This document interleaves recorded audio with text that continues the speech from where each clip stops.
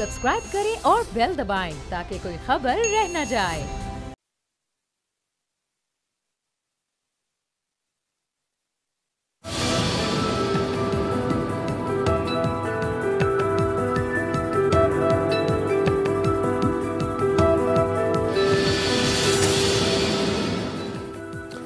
अस्सलाम वालेकुम व्यूअर्स, मैं हूं आपके साथ अमीर अब्बास और आप देख रहे हैं तब्दीली। कायद आज़म मोहम्मद अली जिन्ना रहमतुल्लाह अलैह ने क़याम पाकिस्तान के फौरी बाद सिविल सर्वेंट से खिताब किया पेशावर में और उनको यह हिदायत की कि आपके ऊपर सियासतदान दबाव डालेंगे।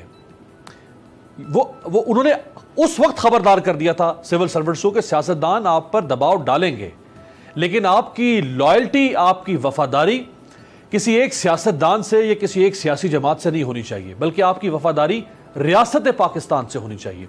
और जो अल्फाज थे कायद आज़म के, उन्होंने कहा कि ministers come and ministers go, prime ministers come and prime ministers go, यानी वजीर भी आते रहेंगे जाते रहेंगे, वज़ीर आज़म भी आते रहेंगे और जाते रहेंगे, बट यू स्टे ऑन। आप लोग हैं जो मुल्क को 25, 30, 35 साल तक सर्व करेंगे, लिहाजा आपकी वफादारी रियासत से होनी चाहिए। जो बशीर मेमन साहब का केस सामने आया, जिसमें उनकी तरफ से पहले ये इल्ज़ाम लगाया गया कि शायद हुकूमत की किसी शख्सियत किसी भी सतह की हो, उसने उन्हें इन्फ्लुएंस करने की कोशिश की और बाद में उन्होंने जो वजाहत दी उसमें उन्होंने वज़ीर आज़म के हवाले से तरदीद की कि वज़ीर आज़म ने उनको कोई ऐसा काम नहीं कहा जो गैर कानूनी हो। तो असल सवाल ये उठता है कि ये जो सिविल सर्वेंट्स हैं उनको हुकूमतें क्यों दबाव में लाती हैं, अगर लाती हैं, और ये रिवायत तो ख़त्म करनी थी तहरीक इंसाफ ने। अगर तहरीक इंसाफ की हुकूमत पर यह इल्ज़ाम लगेगा तो फिर मामलात कैसे ठीक होंगे। मेरे साथ जो 3 शख्सियात मौजूद हैं, honourable member Pakistan Peoples Party से चौधरी मंजूर साहब हमें ज्वाइन कर रहे हैं। चौधरी साहब बहुत शुक्रिया। सेनेटर ऑन अब्बास पप्पी साहब, ऑनरेबल मेंबर पाकिस्तान तहरीक इंसाफ, और सेनेटर जावेद अब्बासी साहब पाकिस्तान मुस्लिम लीग पास से हमें ज्वाइन कर रहे हैं। आपका भी बहुत शुक्रिया। मैं चौधरी मंजूर साहब सर आपसे आगाज़ करूँगा। अगरचे उसकी तरदीद की है उन्होंने कुछ, लेकिन ये तासुर जो है, ये तासुर ठीक है कि ये हुकूमत सिविल सर्वेंट्स को, ब्यूरोक्रेट्स को, पुलिस को इस्तेमाल करती? ये बात देखिए, ना सिर्फ जो आप कायदे आज़म के जिस खिताब का हवाला दे रहे थे उसमें फिर दूसरा पहलू भी है कि आप लोगों को भी सियासत में कोई दिलचस्पी नहीं होनी चाहिए, उलझना नहीं है। बिल्कुल बिल्कुल ये मुकम्मल था। प्रॉब्लम इस मुल्क का ये है कि जिनका काम सियासत था वो सियासत नहीं करते रहे, और जिनका काम सियासत नहीं करना था वो सियासत करते रहे, जिसके नतीजे के तौर पर आज कोई इदारा आपको दुरुस्त तौर पर नजर, अपनी जगह पर फंक्शन करता हुआ नजर नहीं आएगा। आप अगर अदलिया को ले लें तो जस्टिस मुनीर के केस से आप साकिब निसार तक या मौजूदा फैसलों तक आ जाए, आपको एक तारीख मिलेगी जो जिस पे कोई फख्र नहीं किया जा सकता। आप ब्यूरोक्रेसी पे देख लें, ब्यूरोक्रेसी में इस कदर खौफनाक ब्यूरोक्रेसी ने काम किए हैं। आप पुलिस को देख लें, आप आर्मी को देख लें, तो ये कोई फिर दूसरी तरफ अलमिया ये है कि सियासतदान भी फिर वो गमलों में उगाए जाने लगे, और वही सियासतदान फिर जब तनावर दरख्त बने तो उनका भी रवैया वही था, एटीट्यूड वही था। सो इंस्टीट्यूशंस जो हैं वो कमजोर होते गए, शख्सियात इस मुल्क के अंदर मजबूत होती गई, जिसका नतीजा ये है। और अगर कोई उसमें फाशिस्ट या नीम फाशिज्म तो खैर बिल्कुल एक मुख्तलिफ चीज होती है, लेकिन फाशिस्ट माइंडेड लोग अगर आ जाएं तो वो फिर लोगों को, इदारों के लोगों को ऐसे ही इस्तेमाल करते हैं जिस तरह से बशीर मेमन साहब ने वजाहत की। इससे पहले भी होते रहे, सैफुर रहमान को आपको याद होगा, बिल्कुल उसका क्या एटीट्यूड था, क्या रवैया था, वो भी ऐसे ही था। तो ये अलमिया रहा है इस मुल्क का, अब भी है, और ये चल रहा है। अफसोसनाक। आप फाशिस्ट कह रहे हैं हुकूमत को? नहीं, मैं फाशिस्ट माइंडेड कहता हूँ। मैं अगर आपके पास कभी टाइम हो तो मैं वो गिनवा दूंगा जो खूबियां फाशिज्म में होती। अच्छा चौधरी साहब, ये तासुर खैर शहबाज शरीफ साहब के बारे में भी था कि वो भी ब्यूरोक्रेट्स को अपना लॉयल बनाते थे, पुलिस को लॉयल बनाते थे। सिंध में आपकी गवर्नमेंट के बारे में भी ये तासुर रहा, बल्कि तासुर पिछले 10 सालों में तो ये बन गया कि जो PSP Peoples Party and PSP PMLN, DMG Peoples Party and DMG PMLN, तो डिवाइड धड़े बंदियां हो गई कि ये फलां पार्टी का ब्यूरोक्रेट है, ये फलां पार्टी का पुलिस ऑफिसर है। नहीं, देखिए ना, अलमिया ये रहा कि अगर किसी वजह से चीफ मिनिस्टर ने कहा, वैसे मेरे ख्याल के मुताबिक तो कम से कम 2 अपॉइंटमेंट्स पंजाब हो जहाँ भी हो, वो चीफ मिनिस्टर के इख्तियार होना चाहिए। फेडरल गवर्नमेंट को जो कानून है उसके मुताबिक आप 3 नाम भेजेगी, उसमें से कोई ले ले, अगर नहीं तो फिर दोबारा नए नाम भेजे जाए। लेकिन अलमिया ये रहा कि वहां पे तो 2-2 साल आपने आईजी को रखा, जबरदस्ती रखा, जिनके साथ प्रॉब्लम्स हुए सिंध गवर्नमेंट के, और पंजाब के अंदर आपने 5-6 आईजी, 5 चीफ सेक्रेटरी, और सेक्रेटरीज तो कोई हिसाब ही नहीं है कितने तब्दील किए। यही कैफियत वहां पे है। तो ये एक मेरा ख्याल है ऐसा नहीं होना चाहिए, और ऑफिसर्स को भी उनके अंदर भी ये होना चाहिए। लेकिन शहबाज शरीफ का बिल्कुल एक मुख्तलिफ तरीका वारदात था। वो ये करते थे कि जूनियर वारदात कह रहे हैं आप, देख चलो मैं इस लफ्ज को वापस लेता हूँ, उनका तरीकाकार ऐसा था कि वो जूनियर वारदात, मैंने इसलिए कहा कि वो जूनियर ऑफिसर्स को सीनियर जगह पे बैठाते थे और उनसे फिर उनको ये बिल्कुल आपने जो मर्जी काम इसकी बिल्कुल मैं इसकी तायद करूंगा। आप सही फरमा रहे हैं कि 17वें ग्रेड के ऑफिसर को जिसने 5 साल के बाद 18वीं की पोजीशन पे पहुंचना है, उसको 18वीं की पोजीशन पे आज बैठा देते थे, और उसको इससे बड़ी क्या गनीमत उसके लिए थी, वो लॉयल बन जाता था। जी यही अलमिया है मेरे ख्याल के मुताबिक। अब सारे लोगों को बैठकर ये सोचना होगा, ये ऐसे गवर्नेबल मुल्क इस तरह से नहीं रह गया। मैं पता नहीं क्यों मैं कोई पेसिमिस्ट नहीं हूँ, बड़ा हमेशा मैंने आइडियलिज्म की पॉलिटिक्स की है, सोच फिक्र और नजरिए की पॉलिटिक्स की है। लेकिन मैं इस मुकाम पे पहुंच के ये समझ रहा हूँ कि जितने इदारे हैं वो अपना काम नहीं कर रहे। कई ऐसे ग्रुप हैं सोसाइटी के अंदर जो अनकंट्रोलेबल है, जत्थे बन गए हैं मुआशरे के अंदर। जिस जत्थे के पास जितनी ताकत है वो अपने आप वो किसी को समझता है कि मैं किसी के सामने चौधरी साहब, आज तो आप बड़ी गैर रिवायती बातें कर रहे हैं। नहीं, ये है ही इस वक्त ऐसी सूरत हाल है मुल्क के अंदर। आप किसी सेन आदमी से पूछ लें, इस वक्त ये है कि वो कहते हैं, वो लोग समझते हैं कि हम किसी को जवाबदेह नहीं है। जब किसी को जवाबदेह नहीं होंगे आप आइन और कानून को, और जब हुक्मरान तबका खुद नहीं होगा, हुक्मरान इस वक्त जो मौजूद है वो नहीं होंगे, तो फिर दूसरा कोई क्यों होगा। राइट काफी मुतवाजन और मुनासिब बात आपने फरमाई कि जो प्रिंसिपल स्टांस होना चाहिए एक पॉलिटिशियन का कि चीज़ों को ठीक किया जाए, और ब्यूरोक्रेसी को भी लॉयल नहीं होना चाहिए और सियासतदानों को भी ब्यूरोक्रेसी को करप्ट नहीं करना चाहिए। प्राइम मिनिस्टर के बारे में या हुकूमत के बारे में जो बशीर मेमन साहब ने फरमाया, और कल जो वजाहत दी बशीर मेमन साहब ने, वो दिखाएं जी। सेनेटर जावेद अब्बासी साहब, कोई इब्हाम आपको नजर आता है दोनों स्टेटमेंट्स में, या आप समझते हैं कि ठीक है, कोई स्टेटमेंट भी अंडर ड्यूरस या किसी और मकसद के लिए नहीं दी गई? बिस्मिल्लाहिर्रहमानिर्रहीम, बहुत शुक्रिया। देखिए, जो पहली स्टेटमेंट आई थी जो आपने मीडिया में दिखाई थी, जिसमें मेमन साहब का उस पर मुख्तलिफ चैनल पर कई प्रोग्राम कर चुके हैं, जिसमें उन्होंने यही कहा था कि मुझे प्राइम मिनिस्टर हाउस में बुलाया गया है, मुझे बुला के कहा गया है केस के बारे में मनोरंजन करें, और फिर मुझे कहा कि ये शहजाद अकबर साहब और मेरा प्रिंसिपल सेक्रेटरी है, इनके साथ ही आपको डिस्कस करेंगे। और फिर वो मुझे साथ लेके दूसरे कमरे में गए, उन्होंने फायज ईसा साहब के केस के बारे में मुझे कहा। तो यही समझा जाता था कि बुलाया उसी केस के लिए और कहा गया कि केस करें। उन्होंने कहा कि मैं उनके पास बैठा, मैंने इनकार किया, फिर मुझे लॉ मिनिस्टर के ऑफिस में ले गए। हाँ, ये जो अभी आपने दिखाई है, उन्होंने कहा कि इसके लिए बेहतरीन तरीका ज़रूर है। वज़ीर आज़म साहब भी कहते हैं कि मैंने नहीं बुलाया, पहले इन्होंने कहा कि मुझे इस केस में बुलाया गया। तो ये क्लैरिटी में साफ होकर मेमन साहब को बताना चाहिए, अपने ऊपर भी उन्हें नहीं लेनी चाहिए। अगर जो सच है, अगर तो नहीं कहा तो कहना भी नहीं चाहिए था, और अगर कहा तो फिर किसी स्टेज पर आकर पीछे नहीं हटना चाहिए था। उन्होंने कहा था कि मुझे, फिर उन्होंने एक इंटरव्यू में कहा कि मुझे ये अदालत में ले जाएं और मैं पुलिस अफसर हूँ और मैं साबित करूँगा ये बातें कि ये सच है। अब ये मामला बड़ा कंट्रोवर्शियल है, ये कंट्रोवर्सी है, ये कंट्रोवर्सी रहेगी। दरख्वास्त तो यही की गई थी कि ये प्राइम मिनिस्टर हाउस और सुप्रीम कोर्ट के सीनियर जज के बारे में ऐसी बात की गई है, और प्राइम मिनिस्टर हाउस का नाम इस्तेमाल किया गया, और उनके इर्द गिर्द के जो लोग हैं उनका नाम इस्तेमाल किया गया। तो ये बेहतर है कि हज़ारों में ज़्यादा कन्फ्यूजन पैदा होने से ज़्यादा इस पर हर रोज़ इस पर टॉक शो होने के अलावा रोज़ हर तरह के लोग अपने अपने इस पर कंस्पिरेसी थ्योरीज भी अब शामिल हो गए हैं। तो हुकूमत बेहतर होती कि कोई इसके लिए अगर लिखती सुप्रीम कोर्ट ऑफ पाकिस्तान को कि कमीशन बना दें, सारी बातें सामने आ जाए, मेमन साहब के बयान भी सामने आ जाए, और बाकी जो लोगों को वो नाम ले रहे थे वो सामने आ जाए, और पता चल जाए कि वाकई ये इन्होंने किया या नहीं किया। एक बात तो ज़रूरी है कि हर अफसर के लिए ज़रूरी है कि अगर वो कोई एक पोजीशन लेता है, तो अगर उसके नहीं कही गई और वो किसी का नाम लेता है तो ये भी बिल्कुल ठीक नहीं है, जिसे करना नहीं चाहिए ऐसा। और अगर हुआ है और उसके साथ, तो फिर अगर वो एक पोजीशन लेता है तो उस पोजीशन पे फिर उसको अपने साथ भी खड़ा होना चाहिए, सोच समझ के बात करनी चाहिए, ताकि एक ऐसी कंफ्यूजन न पैदा हो जाए जो आगे चलकर बड़ी कंट्रोवर्सी इख्तियार कर लेती है। इसके बड़ी ज़्यादा इम्प्लीकेशन है हमारी सोसाइटीज़ के अंदर। लेकिन बहरहाल ये दोनों बातें आपने दिखाई हैं, हम किस बात को हम समझ सकेंगे, कौन सी बात ठीक है, और अगर वो हुकूमत खुश है कि उन्होंने ये बात कह दी है और मेहमान साहब भी खुश है कि नहीं मैंने जो पहले बात की है वो नहीं ठीक थी, ये बात ठीक है, तो हमें क्या एतराज़ हो सकता है।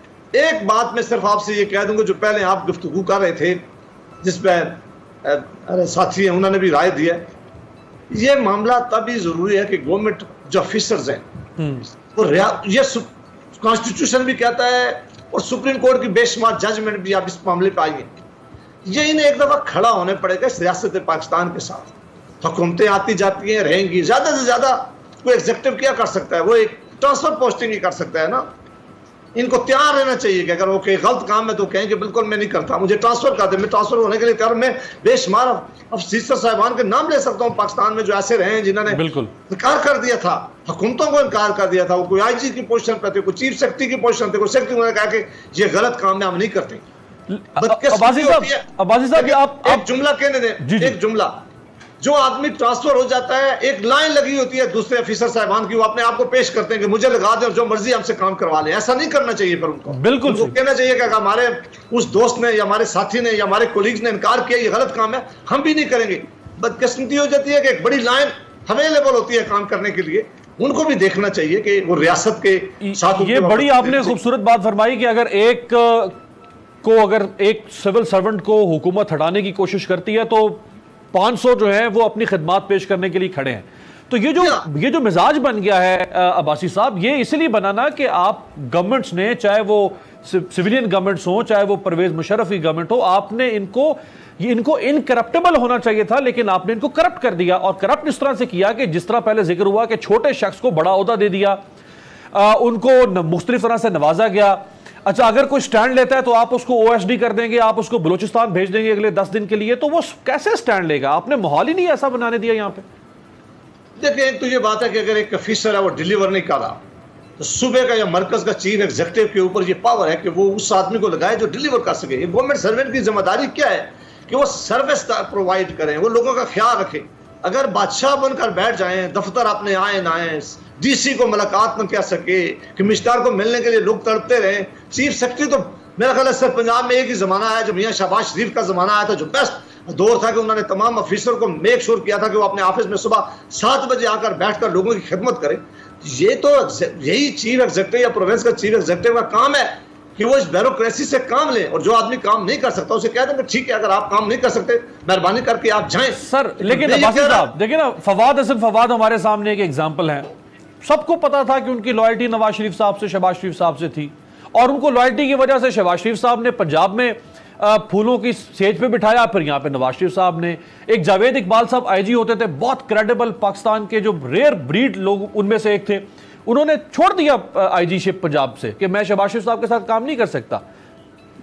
देखिए, जो आदमी आपके पेस के साथ नहीं चल सकता वो अगर छोड़ देता है तो उसकी मर्जी है, जो उसको अख्तियार होना चाहिए। फवाद हुसैन ने यहाँ भी और सूबे में बेस्ट उसकी परफॉर्मेंस रही है। लोग उसके पसंद अपनी किसी वजह से नहीं करते थे, लेकिन उसकी परफॉर्मेंस में किसी ने नहीं अल्फाज उठाए। आप देख लें ऑफिसर साहिबान में जितने में उसकी बड़ी परफॉर्मेंस थी, वो डिलीवर करता था। वो जो काम प्राइम मिनिस्टर या सूबे का चीफ एग्जीक्यूटिव उसके जिम्मे करता था, वो सबसे ज्यादा बेहतर वो काम करके देता था। यही तो आपका काम होता है कि जो काम आप अपने ऑफिसर साहिबान के जिम्मे लगाएं वो रिजल्ट आपको प्रोड्यूस करें।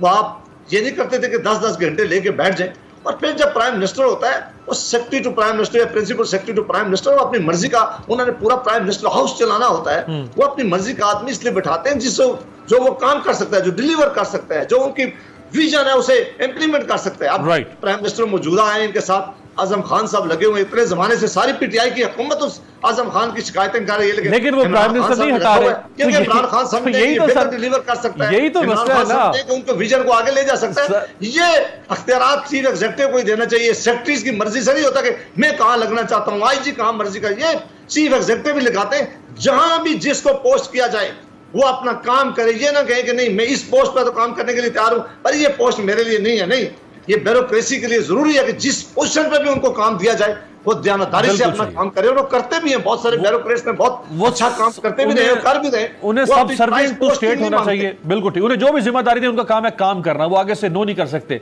सेनेटर अब्बास बप्पी साहब, ये जो बशीर मेमन साहब एक 22वें ग्रेड के ऑफिसर, पाकिस्तान की एक प्रीमियर इन्वेस्टिगेटिव एजेंसी है FIA, उसके हेड रहे हैं, इल्ज़ाम वो लगा रहे हैं, कुछ चले उन्होंने इल्ज़ाम भले वापस ले लिए, लेकिन जनरली इंप्रेशन ये दिया कि शायद गवर्नमेंट उन्हें इस्तेमाल करके कुछ मनूवरिंग करना चाह रही थी ऑपोजिशन के खिलाफ। कुछ इल्ज़ामात पर वो कायम हैं, जैसे मरियम बीबी के हवाले से कुछ और। तो ये परसेप्शन अगर इमरान खान साहब की हुकूमत के बारे में ये हो कि आप ब्यूरोक्रेट्स को लॉयल करवाना चाहते हैं और चाहते हैं कि हर ब्यूरोक्रेट येस बॉस करे इमरान खान साहब को, ये परसेप्शन तो ठीक नहीं है ना।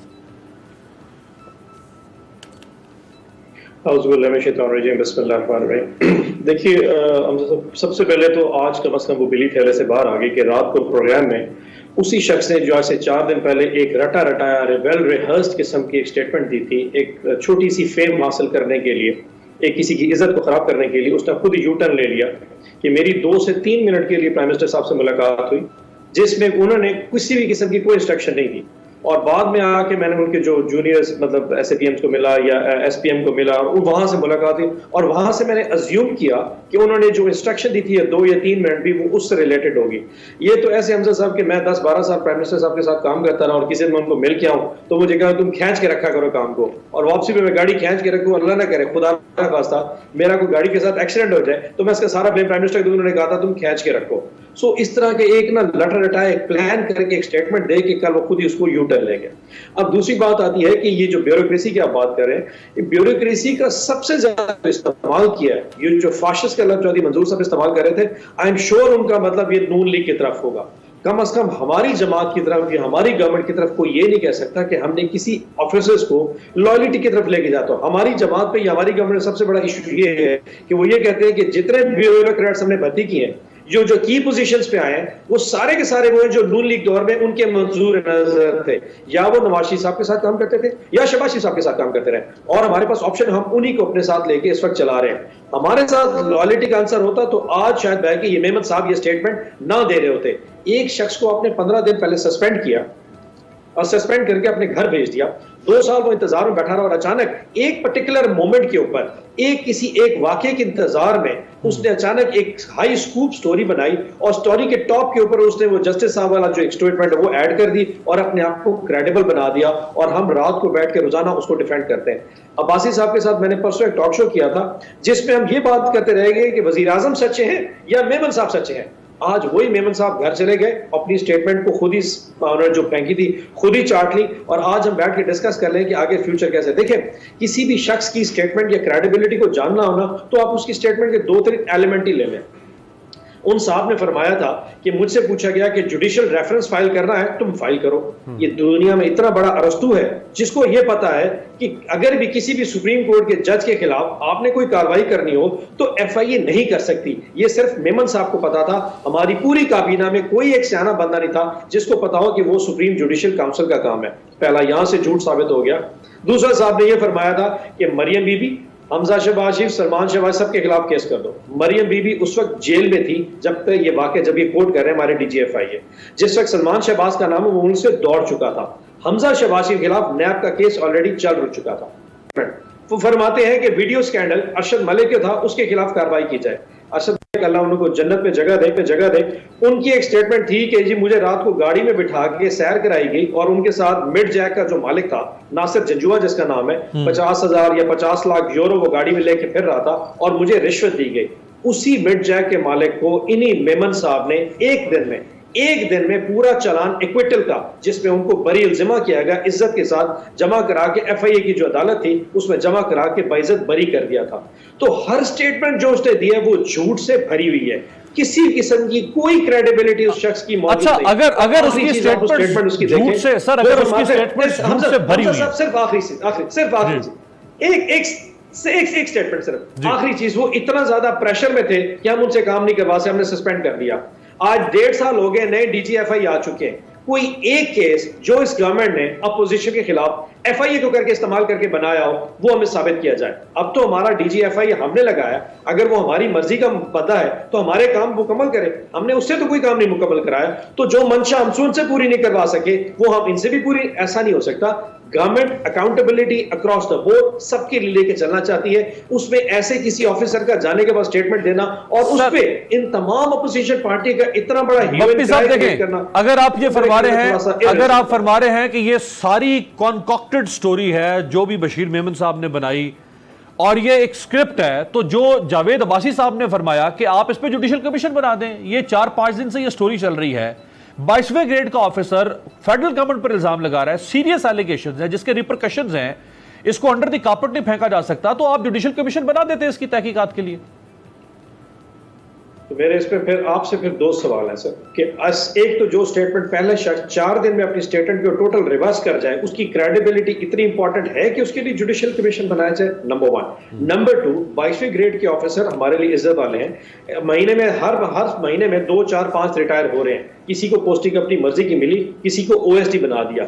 अगर हर महीने बाद 2-4 ये अपनी प्रेस कॉन्फ्रेंस शुरू कर दें और किसी एक जियो वाले चैनल पर बैठ के इस तरह की एक कॉन्फ्रेंस स्टोरी डालें, तो हर किसी पे जुडिशियल कमीशन बनाना फिर क्या हम पे लागू हो जाएगा? देखिए, आपको TORs बनाने हैं, आपको SOPs बनाने हैं कि किसके लेवल की स्टोरी को कहां पे कितना रिलायबिलिटी लेना है। अगर हर आए गए शख्स के ऊपर जिन साहब की आप बात कर रहे हैं, आपको पता है जब ये IG आजाद कश्मीर लगे थे तो उस वक्त के जो चीफ प्राइम मिनिस्टर थे उसने कहा इसको फारिग किया जाए, इसकी पॉलिटिकल एफिलिएशन से नून लीग। अच्छा, तो जब ये IG थे सर, जब ये IG थे तो उस वक्त भी ये फेडरल गवर्नमेंट के एम्प्लॉय थे, इनके सर्विसेज रेंडर हुई थी IG के लिए और वहां के चीफ एग्जीक्यूटिव ने कहा था कि इनकी पॉलिटिकल एफिलिएशन है, तो आपने इनको डिसमिस करना चाहिए था सर्विस से या आपने इनको DG FIA लगाना था? आपने तो DG FIA लगा दिया। ये तो खुद डायकोटमी है आपके फैसले की। आप थोड़ा सा टाइमिंग से हमजा साहब आप थोड़ा सा मिक्सअप करके, पहली बात IG गिल जो आजाद कश्मीर लगाया था वो नून लीग की गवर्नमेंट ने लगवाया था, हमने नहीं लगवाया था। नंबर 1, जब वहां पे इलेक्शन हो गए और नून लीग की गवर्नमेंट आजाद जम्मू कश्मीर अपना हमारे वहां पे कश्मीर में मुकम्मल हो गई थी, उसके बाद को DG FI शायद खाकान अब्बासी ने लगाया 2017 में और इनका टेन्योर जाके मुकम्मल होना था 19 या 20 में जाके। तो हमारी किसी किस्म की पोस्टिंग में इनका हमारा हाथ नहीं है, प्रीवियस गवर्नमेंट ने पोस्टिंग की है। ये रिकॉर्ड को ठीक करने के लिए आपको बता रहा हूं सर। राइट, एक ब्रेक शामिल करते हैं, ब्रेक के बाद वापस आते हैं और कराची 249 इलेक्शन के ऊपर PMLN और पीपल्स पार्टी अपने अपने स्टांस पर कायम है और पीपल्स पार्टी कहती है कि हमारी फेयर विक्ट्री है। PMLN ने खुल के कह दिया है कि ये धांधली हुई है हमारे साथ और धांधली पीपल्स पार्टी ने की है। ब्रेक के बाद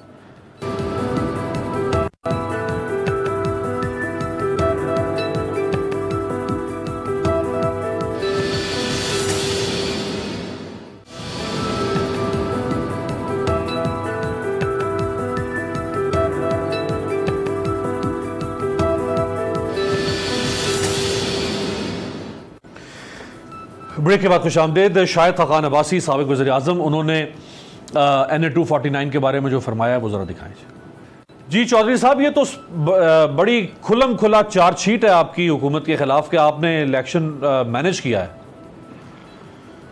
अच्छा देखिए, ये अजीब बात है। आज सईद गनी साहब ने प्रेस कॉन्फ्रेंस की, आपने भी देखी होगी, उन्होंने सारी बातों का जवाब दिया है।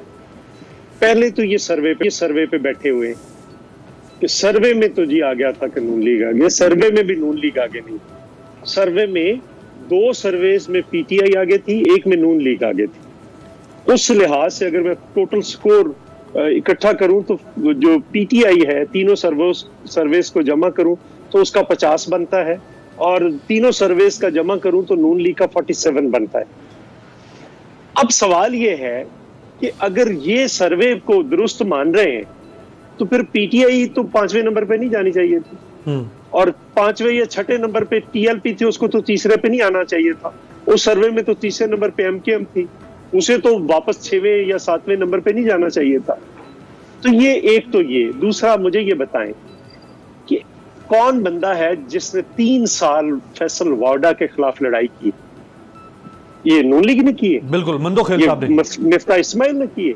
किसने की है? कौन बंदा ट्रिब्यूनल में गया है? कौन बंदा इलेक्शन कमीशन में गया है? कौन बंदा सिंध हाई कोर्ट में गया है? कौन बंदा सुप्रीम कोर्ट में गया है? एक ही बंदा है ना जिसने मेहनत की है, और वो क्यों कर रहा था? जिस बंदे को ये पता हो कि मैंने इसको डिस्क्वालीफाई करा के और यहाँ पे दोबारा इलेक्शन लड़ना है, वो या अदालतों में होता था या हल्के में होता था। मिफ्ता इस्माइल का तो हल्के से ताल्लुक ही नहीं है, आप उठाकर किसी को फेंक दे और फिर कहें। तीसरी बात, अब इलेक्शन कैंपेन में जलसे नहीं हुए, अगर जलसे होते तो हम अपनी ताकत दिखा देते। हाँ, एक चीज हुई है जिसको मीडिया ने अंडर प्ले किया है, तमाम जमातों के लोगों ने पीपल्स पार्टी में शमूलियत इख्तियार की। रही बात ये कि ये कहते हैं जी टाइम बड़ा लगा है जी, कोई एक शिकायत की हो, अगर शिकायत इलेक्शन कमीशन को की है सारा दिन तो पीपल्स पार्टी ने की है, अगर शिकायत कोई किसी जगह पे वोट ना डालने की है तो पीपल्स पार्टी ने की है, कोई प्रॉब्लम किया है तो वो पीपल्स पार्टी ने कहा है कि यहाँ पे ये गलत हो रहा है। इन्होंने तो सारा दिन में एक शिकायत नहीं की, और जब तक इन्हें पता नहीं चल गया कि हम हार गए हैं, अब तक इनका ना ट्विटर बोला है ना कुछ बोला। और फिर ट्विटर पे भी मैं अब्बास साहब बैठे हैं, वो जो मर्जी कह देती है मोहतरमा मरियम नवाज साहबा, वो उन्हें ये पता ही नहीं है कि अपने लोगों के साथ कैसे बात करनी है, दूसरों के साथ कैसे करनी है, किसके साथ इज्जत एहतराम का रिश्ता। मैंने खुद ही बनाया था, खुद ही कहा था कि हम इस लेवल पे नहीं जाएंगे, और खुद ही फिर वो ट्विटर पे पहले भी उन्होंने ऐसे ही किया जब वो कहा कि एक और सिलेक्टर तैयार हो रहा है, फिर अब भी दोबारा ऐसे ही किया कि आप क्या कहना चाह रहे हैं कि गैर जिम्मेदाराना स्टेटमेंट्स दे देती हैं? नहीं, देखिए ना, ये इस किस्म की स्टेटमेंट्स इस तरह से नहीं देनी चाहिए। हाँ। एक बात। दूसरी बात यह है कि अगर वो इलेक्शन गलत है तो इनका राइट है, ये गए हैं, हम कब कह रहे हैं। सईद गनी ने तो इनको ऑफर की है कि दोबारा इलेक्शन करवा देते हैं, पीटीआई ने भी इसको सपोर्ट कर दिया, ये क्यों नहीं करवाते? इधर आ जाए, इलेक्शन लड़ लें, दोबारा लड़ लें, पता चल जाएगी। तीसरी बात यह है कि देखिए, अगर एक प्रिजाइडिंग ऑफिसर, आप ARY पे 11:15 बजे आरओ ने कहा कि तमाम प्रिजाइडिंग ऑफिसर्स मेरे यहाँ पे मौजूद है, 276 पोलिंग स्टेशन है, पहले उसने जाकर बैग जमा करवाना है और उसकी रसीद लेनी है सारे सामान की। अगर 1 से 1.5 मिनट वहां पे लगे और फिर जाकर उसने रिजल्ट फीड करवाना है अलहदा से, और अगर रिजल्ट फीड करवाने में भी पूरे 30 कैंडिडेट्स के नाम बोलने हैं और फिर उसने लिखने हैं जिसका 0 वोट है उसका उसने 0 भी बोलना है, अगर 1-1.5 मिनट उधर लगे तो जरा 3 मिनट को जरब दे 276 से, कितना टाइम बनता है। और ये इस पे शुको शुबात पे कोई एविडेंस है तो ले आए ना। अब 4 तारीख को कोई एविडेंस होगी इनके पास तो पेश कर देंगे, एविडेंस है कोई। अब इस तरह से न करें। अच्छा, आप चौधरी साहब वो नून लीग एक और चौधरी साहब नून लीग कह रही है कि जो थैले हैं उनको सील कर दें। वो इलेक्शन कमीशन से कह रही है कि थैलों को सील कर दें, थैलों के साथ कोई हेरा फेरी हो सकती है, पहले भी झुर्लू फिर गया फिर गड़बड़ हो सकती है। पहले सील ही होते हैं, इनको ये पता ही नहीं है, पहले सील होते हैं। वो बाकायदा दोबारा सील करके एक अलहदा से एक फॉर्म पे एक रिजल्ट, बाकी थैले सील होते हैं। जिनको ये नहीं पता कि थैले सील ही होते हैं, राइट, सीलें करवाने के लिए आपको एप्लीकेशन देनी पड़ती है। बिल्कुल ठीक। अब्बासी साहब, मैंने इंस्पेक्शन करवाई थी 2013 के इलेक्शन में। एक बात कहता हूँ, जी जी, actual problem within the Muslim League है। वो पीपल्स पार्टी के साथ एक खास नुक्ता नजर है मुस्लिम लीग का जो लड़ाई डालना चाहता है। जो मियां शहबाज शरीफ और बाकी लोग हैं वो समझते हैं कि पीडीएम पीपल्स पार्टी के बगैर कुछ नहीं है, क्योंकि अगर पीपल्स पार्टी साथ होगी तो अदम एतमाद हो सकता है। कुछ लोग अदम एतमाद नहीं करना चाहते, वो इसको 5 साल पूरे करवाना चाहते हैं। हम करने वाले हैं। अब्बासी साहब इसी से करवाने वाले। अब्बासी साहब इसी में पहले कमेंट कर देना, जो चौधरी साहब ने फरमाया कि मरियम साहबा का जो ट्विटर है वो गैर जिम्मेदाराना स्टेटमेंट्स बगैर मुशावरत के, और बाद में फिर सारी पार्टी डैमेज कंट्रोल करती रह जाती है। देखिए चौधरी साहब एक अपनी पार्टी के लीडर हैं, जो मर्जी है राय कायम करें। मैं तो किसी पार्टी के लीडरशिप के बारे में नहीं मुनासिब समझता कि हमें ऐसी राय कायम करनी चाहिए। उस वक्त जब हम पीडीएम का हिस्सा बनने के लिए हमारी आज भी ख्वाहिश है कि ज़रूर होनी चाहिए।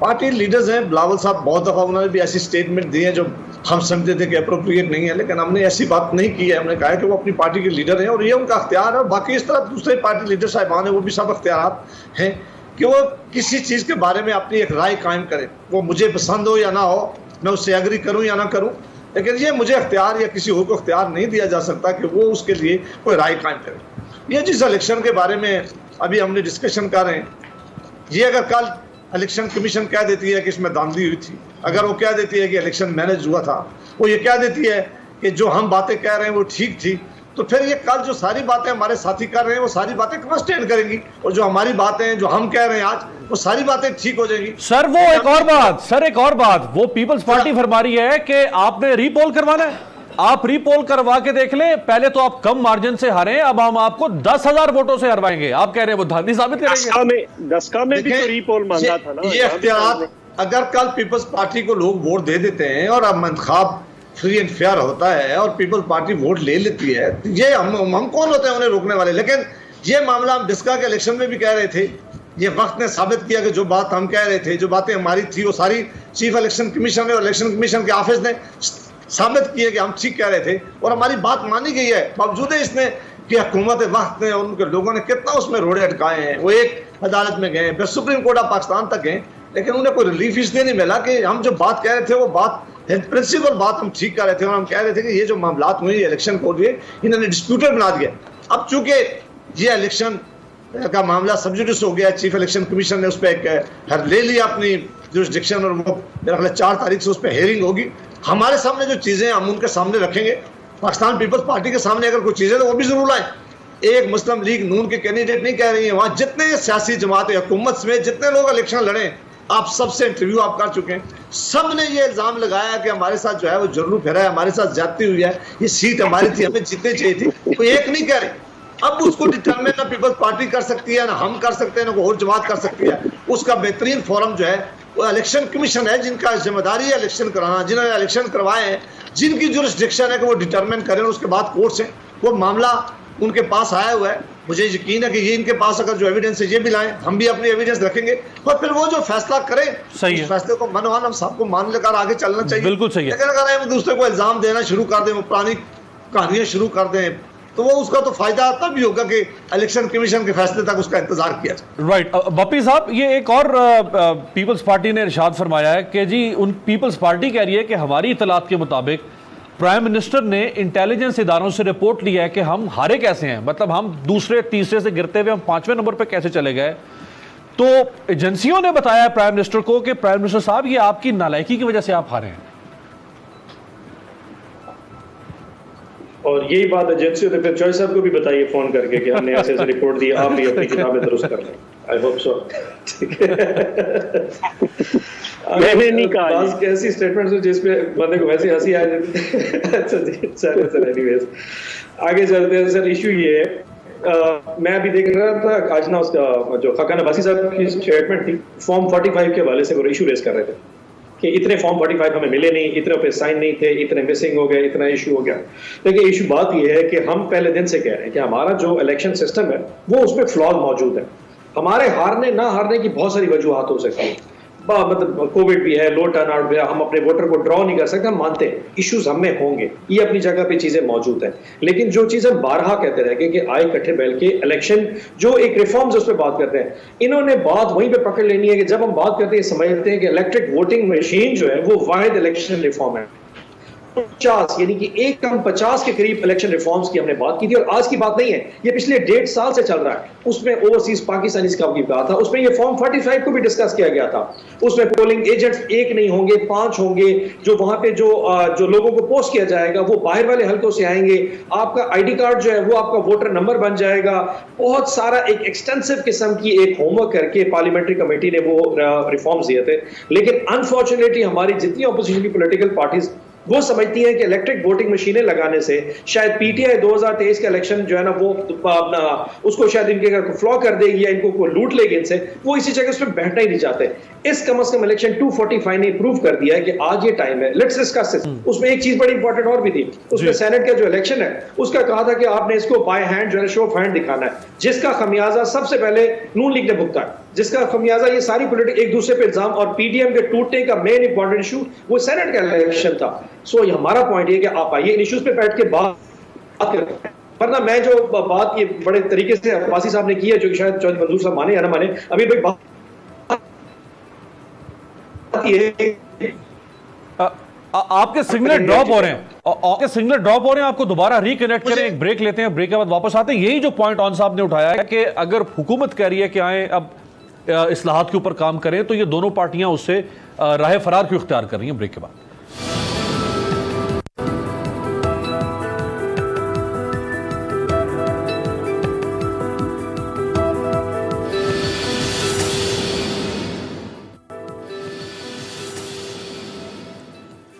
ब्रेक के बाद खुश आमदेद। ब्रेक से पहले जो इस्लाहात का सवाल उठा है हुकूमत की तरफ से, तो चौधरी मंजूर साहब, वो जो गालिब ने कहा था ना कि हाय उस जूद पशेमा का पशेमा होना, तो आप सियासी जमातों को तो पशेमानी भी नहीं होती है। हर इलेक्शन में धांधली का शोर, उसके बाद फिर इस्लाहात की बजाय एक और इलेक्शन, फिर धांधली, फिर इलेक्शन।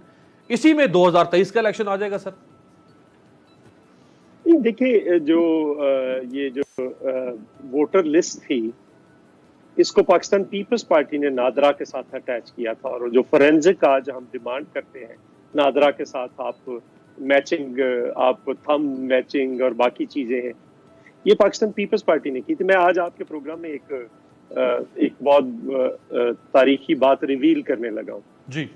हम जब आए तो उस वक्त हमने जो तहकीक की, इत्तेफाक से मुझे ही कहा गया कि आप तहकीकात करें। मैं 2008 का इलेक्शन हार गया। हमारी तहकीकात के मुताबिक 51 सीटें हमारी जो थी वो छीन ली गई। मुझे आसफ जरदारी साहब ने कहा, वो प्रेसिडेंट थे, उन्होंने कहा कि आप इस पे बोलना नहीं है, ये सारा खेल खत्म हो जाएगा, आप मुझे इसका इलाज करके दे। खुर्शीद शाह साहब की क़यादत में एक कमेटी बनाई गई जिसमें हमारे सारे सीनियर्स लोग, जिसमें मैं भी था, कमर जमान कायरा, नैयर बुखारी साहब, फरतुल्लाह बाबर साहब, नफीसा शाह से लेकर जितने भी इलेक्शन लड़ने वाले मेन बाकी सूबों से भी लोग वहां पे डाले गए। हम 6 महीने काम करते रहे, और मैं आपको इतला के लिए ये भी अर्ज कर दूं कि मुझे इंडिया भी भेजा गया। अच्छा। मैं इंडिया गया, वहां पे इलेक्शन कमीशन में गया, वहां पे इलेक्ट्रॉनिक वोटिंग मशीन देखने गया, 2012 की बात। वहां पे मुझे BM कुरैशी साहब, जो उस वक्त सीनियर मेंबर थे, बाद में जो चीफ इलेक्शन कमिश्नर रहे, वहां पे मेरी उनसे बड़ी तफसीली मुलाकात हुई इलेक्शन कमीशन के अंदर। मैंने बहुत सारी चीजें देखकर वापस आए, हमने इस पे काम किया। हमने वहां पे ये भी बुलाया, TLP आपकी जो है हरीपुर के अंदर, वो और हैवी इलेक्ट्रिकल कॉम्प्लेक्स, ये रिकॉर्ड पे है इलेक्शन कमीशन के अंदर, उनके इंजीनियर्स को बुलाया। हम आपको इलेक्ट्रॉनिक वोटर मशीनें बनाकर दे सकते हैं। हम जब सदर साहब के पास गए तो उन्होंने कहा कि अगर कोई इसमें फीड ही कर दे रिजल्ट तो फिर आप क्या कर लेंगे। मुझे इस बात का जवाब दो। तो हमारे पास कोई जवाब नहीं था। मसला उसने कहा, अगर इलेक्शन कमीशन, इंडिया में इलेक्शन कमीशन इलेक्शन करवाता है, यहाँ पे कोई और भी इलेक्शन करवाते, तो कोई और भी का क्या आपके पास इलाज। इवन यहाँ तक उन्होंने हमें कह दिया था कि हम एक जो इलेक्शन मतलब ये जो बायोमेट्रिक है ये भी कर देते हैं। नादरा ने कहा कि हम एक MPA के हल्के में आप जिस मर्जी पोलिंग स्टेशन पे जाके वोट डाल लें, हम उसमें फीड कर देंगे। तो मेरा ख्याल है बाकी अगर ये हमें देने की बजाय, पार्टियों को देने के बजाय, चूंकि ऐसा माहौल नहीं रखा इस हुकूमत ने कि पार्टियां इनसे बैठकर बात करें, आप पार्लियामेंट में ले जाएं, पार्लियामेंट कमेटी बना दें, कमेटी के हवाले करें। कमेटियां अब भी फंक्शन जो काम कर रही हैं, वहां पे जो सारी पार्टियां मौजूद होती हैं कमेटी के अंदर, जो दुरुस्त होगा वो कर देंगे, जो जिस पे इत्तेफाक नहीं होगा वो ना करेंगे। हमने तो 125 मेंबरान के साथ यहाँ पे 2/3 अक्सरियत वाली 18वीं तरमीम करवाई हुई है जो यूनानिमस थी। हमने NFC अवार्ड यूनानिमस करवाया, हमने बहुत सारी चीजें की, लेकिन उसके लिए आपको माहौल पैदा करना चाहिए। तो होता है ना, आप रोज सुबह उठकर तकरीरी पार्लियामेंट शुरू ही यहाँ से हो, चोर हैं, डाकू हैं, वो वापस उनको कहें चोर हैं। अब तो वैसे काफी दिन हो गया, प्राइम मिनिस्टर ने आप लोगों को याद नहीं किया दोनों को, उन्होंने चोर नहीं कहा काफी अरसे से। पता नहीं उन्हें, मतलब है वो आप खुद पे इल्जाम लगने शुरू हो गए। उनको कोई याद ही ना आ जाए वापस। नहीं, उन पे खुद पे ये इल्जाम लगने शुरू हो गए। अच्छा, सही है। बप्पी साहब, सर देखिए, ये हमेशा एतराज उठ रहा है पीपल्स पार्टी और PMLN से। हर सवाल का जवाब ये होता है कि जी माहौल ये नहीं बना रही हुकूमत, और इसमें किसी हद तक सच्चाई भी है। जो हॉकिश एटीट्यूड है आपका पार्लियामेंट के अंदर या पार्लियामेंट से बाहर, किसी से काम लेने का तरीका भी है ना, तो आपको तो काम लेने का तरीका भी इनसे नहीं आ रहा सर। अमीर भाई, वैसे बात बताऊं, मैं इतना पार्लियामेंट गया नहीं, मतलब सेनेट में भी हमारी रिसेंट अपॉइंटमेंट है, बट जितना मैंने पार्लियामेंट देखा है 1-2 दफा बाहर से जाके, जितना वहां पे शुगल होता है ना तकरीर का, यानी कि एक गवर्नमेंट की तरफ से स्पीच आती है और 5 स्पीचें भी यहाँ से आती हैं।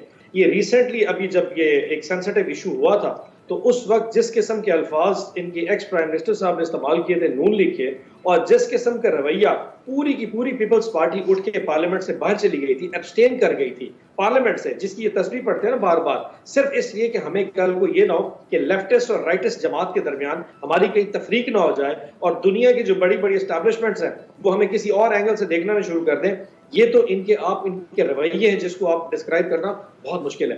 देखिए, ये जो जिस पार्लियामेंट की बात रिफॉर्म साल से डिफरेंट कमेटीज मूव कर रही है।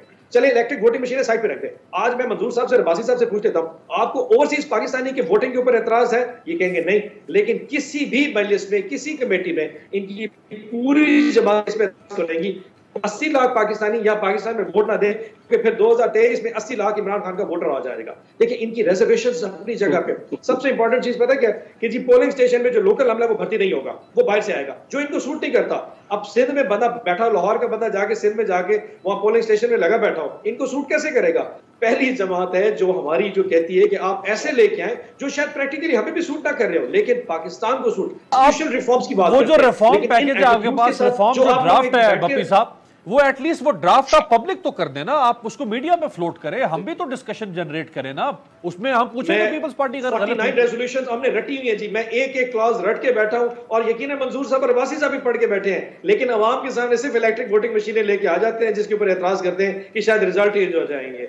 अब इसके ऊपर मैं इनको क्या और मैं ये भी बता सकता हूं कि इनमें से किसी साहब ने वो इलेक्ट्रिक वोटिंग मशीनें देखी भी नहीं है, उनका नेट से ताल्लुक ही नहीं है, वो इंटरनेट पे चल ही नहीं रही, उनका अपना एक सर्वर है, वो उस पे जाती है और हैकिंग का सवाल ही पैदा नहीं हो सकता। सर अगर आरटीएस बैठ सकता है ना बप्पी साहब, अगर आरटीएस बैठ सकता है तो हैकिंग भी हो सकती है। मैंने उस पे वोट भी डाला। कमाल करते, फिर इस तरह तो बहुत कुछ हैक हो सकता है। ये फिर फॉर्म 249 हैक करा के बैठे नहीं है। नहीं, दूध की नहरें जो दूध की नहरें चौधरी मंजूर साहब ने शारा फैसल पे बिछाई हुई है, जिसकी वजह से इतना वोट पड़ गया, हम सबको पता है कि सारा का सारा जरदारी साहब की जादू की छड़ी फेरी है और उन्होंने वहां से वोट निकाल के ले आए और जीत गए और अब नून लीग बैठी रो रही है। मैं सिर्फ ये कहूं कि ये जो दूध और शहद की नहरों की बात करते हैं ना, केपीके में अगर आपने इतना अच्छा इलाज की रखा हो ना, तो सिंध में लोग इलाज करवाने ना जाएं। हार्ट का इलाज, लीवर ट्रांसप्लांट, और जिनको कुत्ता काट जाता है सर, उनके बारे जी कुत्ते इधर भी बड़े काटते हैं, कुत्ते इधर हैं भी। सर छोड़ दे सर, ऐसे यूटी में क्या हो रहा है सर, एनएससीवीटी में क्या हो रहा है? मेरी गल, आपका आइडियोलॉजी हमारे पास पंजाब में भी मौजूद है सर, ऐसे कौन सा इशू है?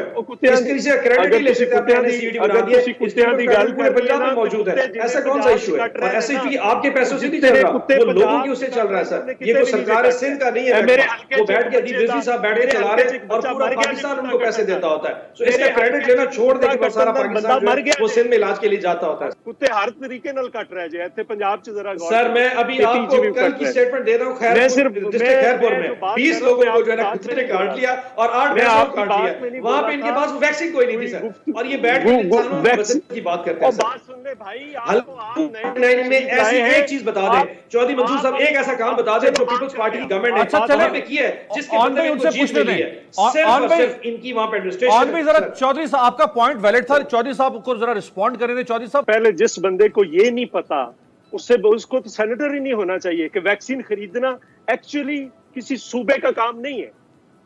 ये इनके मुंह पे थप्पड़ है जो वैक्सीन किसी जगह पे नहीं मिल रही।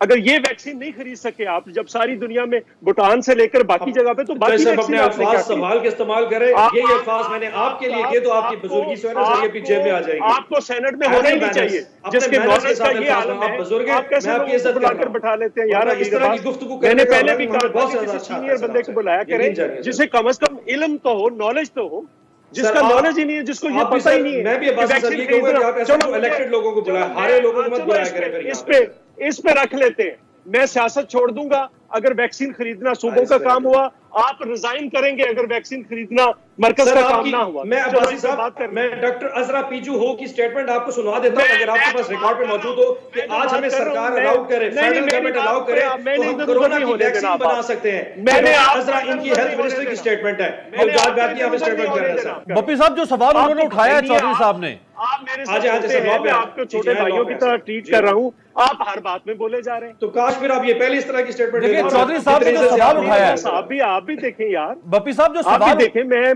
मतलब मैं अगर बात कर रहा हूं तो मुसलसल बीच में बोले। मैंने ऐसी कौन सी बात अगर जो मैंने आपको डिस्कस किया, मेरा पॉइंट सिर्फ ये था कि अगर सिंध में इलाज हो रहा है तो पंजाब में भी हो रहा है। बप्पी साहब जो सवाल चौधरी साहब ने उठाया है वो सवाल, देखिए बप्पी साहब जो सवाल उन्होंने उठाया है वो एक फैक्चुअल सवाल, वो कह रहे हैं कि वैक्सीन की खरीदारी ये वफाकी हुकूमत की जिम्मेदारी है। अगर वैक्सीन दस्तयाब नहीं है कुत्ते के काटने की सर, तो कोरोना की वैक्सीन की बात मैं नहीं कर रहा। मैंने उस वक्त जो बात की है वो कुत्ते काटने की वैक्सीन, मैं सारी वैक्सीन जो कि इन्होंने परचेज करनी थी, वो कह रहे हैं सारी वफाक में खरीदनी है, जिसको इन्होंने पॉइंट बनाया। कोरोना की वैक्सीन के बारे में, कोरोना वैक्सीन के बारे में मैंने ये कहा है कि डॉक्टर अजरा ने फरमाया कि जी आप हमें इजाजत दें, हम कोरोना की वैक्सीन बनाते हैं। तो मेरा पॉइंट है कि जो लोग कुत्ते की वैक्सीन नहीं बना सकते, जो चौधरी साहब फरमा रहे हैं, जो अमीर बात से एक मिनट जरा आप मुझे बात करने दें। मैं चौधरी मंजूर साहब को एक और कर दूं। मैं चौधरी मंजूर साहब एक और बात भी कहता हूं, फेयर एनफ। मैं कोरोना की वैक्सीन के हवाले से चौधरी साहब को बोलने दीजिएगा, चौधरी साहब को कंप्लीट करने दें, हमारे पास इन्वेंशन नहीं ऑन भाई चौधरी साहब को मुकम्मल करने दें प्लीज। चौधरी साहब अच्छा बता जी, ये तरीका नहीं है अगर ऐसे करनी है तो मैं छोड़ जाता हूं प्रोग्राम, मुझे कोई शौक नहीं है। आप जूनियर हैं, आपको थोड़ा सा सीनियर्स का मैं अपने से किसी भी जमात का हो, मैं उसका एहतराम करता हूं। ये तरीका नहीं है कि मैं बोल रहा हूं, मैंने आप जूनियर हैं, आपने गलत बातें की हैं, मैंने बड़े हौसले से सुनी। ये तरीका नहीं है गुफ्तगू का। सर आपने अल्फाज गलत इस्तेमाल किए, मैं दोबारा कहने लगा। पोलियो वैक्सीन, कुत्ते के काटने की वैक्सीन, सांप के काटने की वैक्सीन, खसरा की वैक्सीन, तमाम वैक्सीन फेडरल गवर्नमेंट की रिस्पॉन्सिबिलिटी है, वो परचेज करेगी और सूबों को देगी और सूबे उसके पैसे देंगे। सिंध ने कुत्ते के काटने की वैक्सीन के पैसे 2 साल से जमा करवाए हुए, उनको नहीं दी गई। मैं ये बात कह रहा हूं कि देखें, प्रॉब्लम जहां पे आपका है आप वहां पे लें। हम बात तो कर रहे थे ईवीएम की या रिफॉर्म्स की, इलेक्शन रिफॉर्म्स की। आपने ये कहा कि इन्होंने देखी नहीं होगी। मैं आपके प्रोग्राम में, अमीर अब्बास के प्रोग्राम में कह रहा हूं कि मैं इंडिया जाकर पूरी डेमोन्स्ट्रेशन लेकर आया था। मैंने हाई कोर्ट के अंदर और यहाँ पे कसूर में अपने इस साल ईवीएम पे वोट कास्ट किए। आप मुझे क्या बात बताते हैं?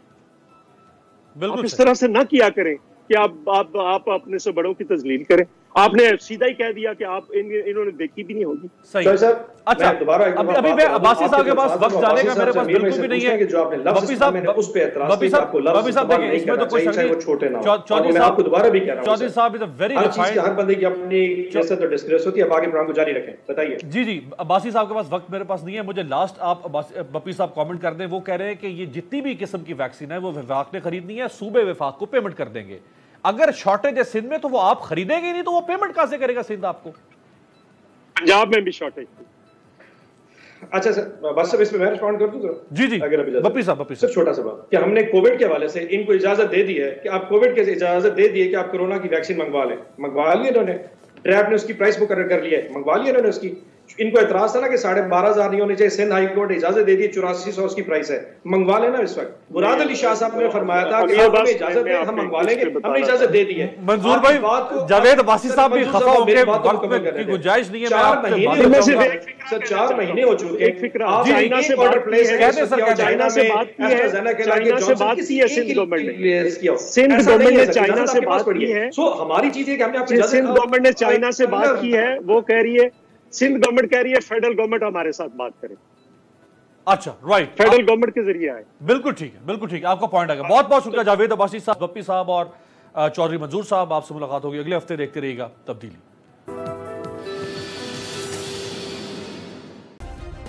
सब्सक्राइब करें और बेल दबाएं ताकि कोई खबर रह न जाए।